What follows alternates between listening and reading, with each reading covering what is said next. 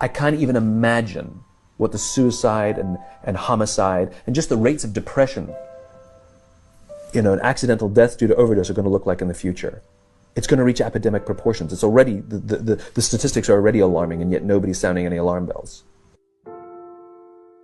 Parents have to intervene. We have to stop giving our kids free access to social media and phones at young ages. They are not ready for it. Their minds cannot cope with the dopamine.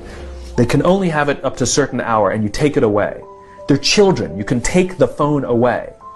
We've got to intervene as parents. But as companies, we now have to deal with the influx of kids that are coming into our companies with addiction.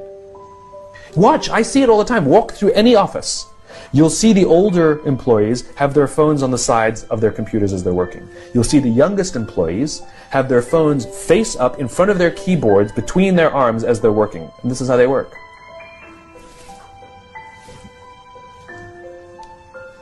And the science is alarming. They did experiments on mice where they did the multitasking. They put flashing lights to mimic going from the computer to the cell phone, the computer to the cell phone to the TV. The mice that were exposed to the changing lights, it took them 3 times longer to solve a maze than the mice that weren't, and the damage was permanent. There is a subconscious reaction to these devices when we use them, okay? What if I were to hold my phone while I'm talking to you? I'm not checking it, it's not buzzing, it's not beeping, I'm nothing, I'm just holding it. Do you feel at this moment that you are the most important thing to me right now? No, you do not. Because there is a subconscious reaction we have to the device. When it is out, it makes the people around us feel that they are less important.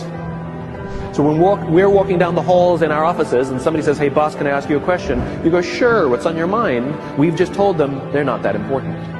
Or we can go, sure, what's on your mind? And if you don't have a pocket, find a shelf, put it on the shelf, come back and say, sure, what's on your mind?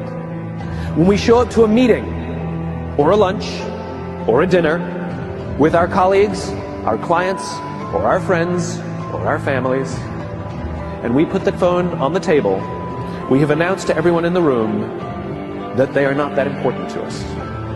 And by the way, putting the phone upside down is not more polite.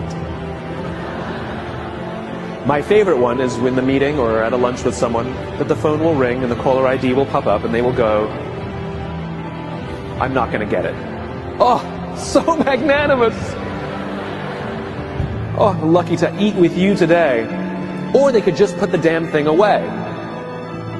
You can tell how addicted we are. When somebody pulls out their phone when you're with them, how uncomfortable does that make us feel? You're walking down the street with someone, they pull their phone out. We feel stupid, so what do? We pull our phones out. We're so addicted. Somebody goes to the bathroom when we're at dinner, and what do we have to sit there by ourselves? God forbid we should look around the room for 5 minutes. We pull our phones out. Meetings. Awful. What do we do when a meeting happens, right? Everybody's sitting waiting for the meeting to start. But Bob's running a few minutes late. Bob's here? Okay, start the meeting. Do you know when relationships are built? All that in between time.